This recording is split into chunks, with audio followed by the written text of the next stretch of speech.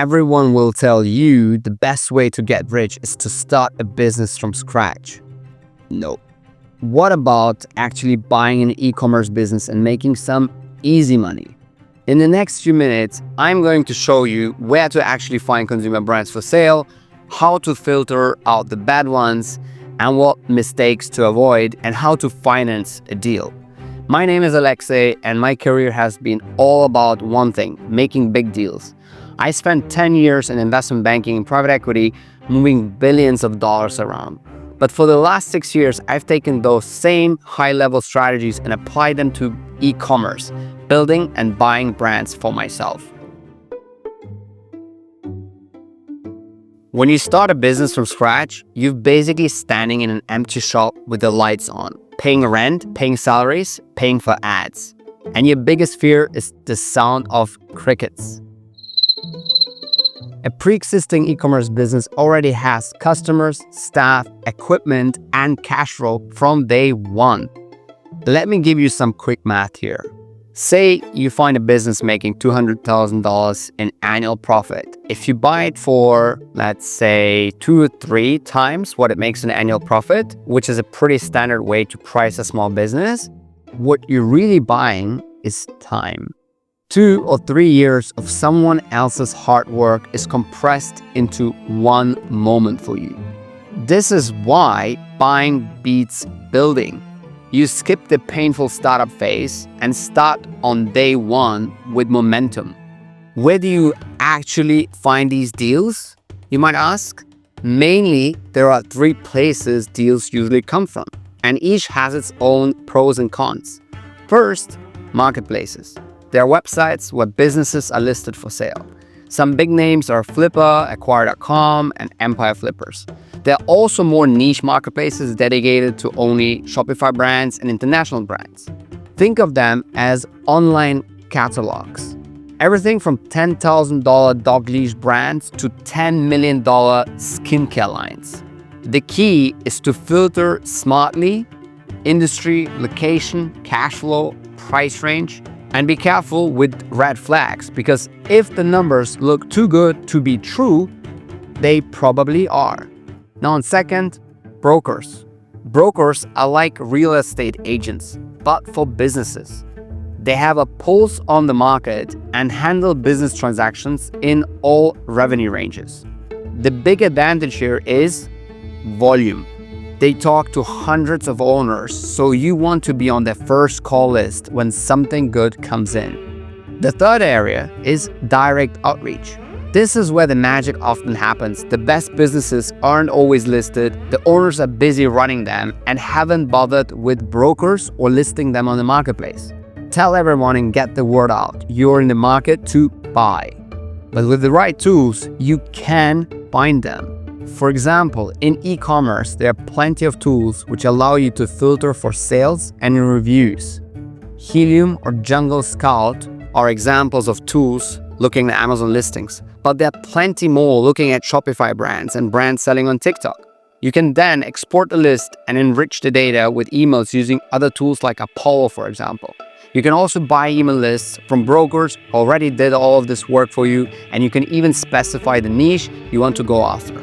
We did it for the wellness, beauty, and home niches, getting more than 10,000 seller names, which matched our criteria. But keep in mind that just because you can buy a business doesn't mean you should. And the fastest way to screw this up is to accidentally buy yourself a 60-hour week job. So let's talk about how to avoid that trap, or in other words, how not to buy yourself a job. If the founder you're buying the business from was the one packing every single order, writing all the social media posts, and answering every customer DM at midnight, guess what you'll be doing that day after you sign the deal? You'll be the evil twin. Look at my face. I'm not smiling. So how to avoid this? First, look for businesses where the owner isn't the business. If they've got staff, processes, or even just a manager in place, that's a good sign. Second, don't pick a turnaround project for your first deal. It's tempting to think, I'll be the hero who rescues the struggling shop. But unless you're already an expert in that niche, you're more likely to drown in problems than pull off a miracle. Third, Walk away if the numbers or terms get worse during negotiations. There will always be more deals. Don't let sunk cost fallacy trick you into working for free. And lastly, be realistic about debt. Banks love personal guarantees, but ask yourself, if the business hits a rough patch, would you still sleep at night? If not, rethink the terms as it relates to the loan you have taken from the bank. Many buyers rush their decisions thinking they may never find a good enough deal after this. But it's a very wrong mindset that I want to address in the next section. But how do you actually figure out which businesses are worth going after?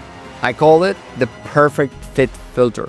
But before we continue, I've put together an ultimate blueprint on how to acquire a business, in which you will find exactly how to source deals, valuation templates, negotiation tactics, and much more for free. No matter where you're starting from, it gives you a roadmap to your first acquisition without guessing. I'll leave the link down in the description. Now imagine a triangle with 3 corners: cash flow, lifestyle, exit value.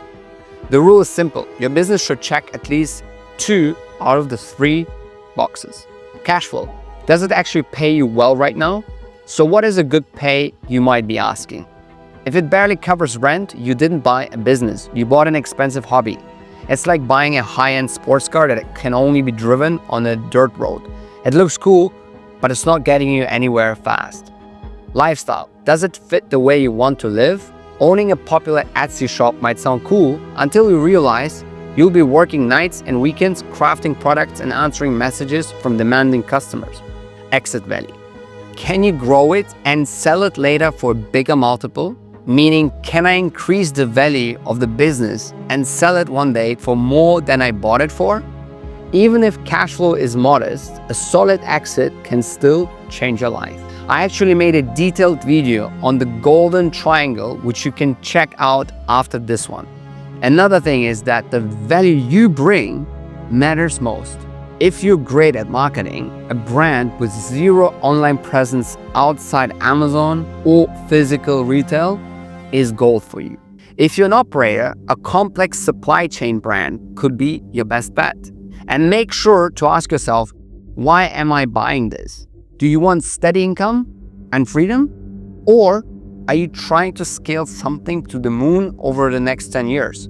Whatever your goal is, will help you make the final decision. But before you make the offer, you must check under the hood. I made a simple due diligence checklist for you. First, the numbers. Check the inventory levels. Second, ask for bank statements, deposits, and tax returns for the last 3 years to make sure everything matches. Third, sales channel. Where is the product being sold? Fourth, owner dependence. Is the current owner married to the business? 5, people. Are key staff staying? 6, contracts. Who are the main suppliers? Number 7, liabilities, litigation, and skeletons in the closet. And there is one more thing, the downside plan. If revenue drops 20 to 30%, will the business still cover payroll and debt? If not, walk away or renegotiate. This helps you make sure you know exactly what you're buying and that you can handle the bumps when they come. Now we've covered pretty much everything, and the last thing I want to discuss is, how do you finance a deal when you don't have cash up front? Yes, you don't always need a giant pile of cash to lock in a good deal. And I made a full video on this topic alone, so please check out the link in the description below. At the end of the day, buying a business isn't about swinging the biggest check. It's about structuring the deal in a smart way. And now you know exactly what you need to do to buy an e-commerce business. Available now, the business acquisition blueprint in the description below. This is your first step to actually owning an e-commerce business that can build you wealth plus freedom. DM me, I'm here for you. Let's do it together.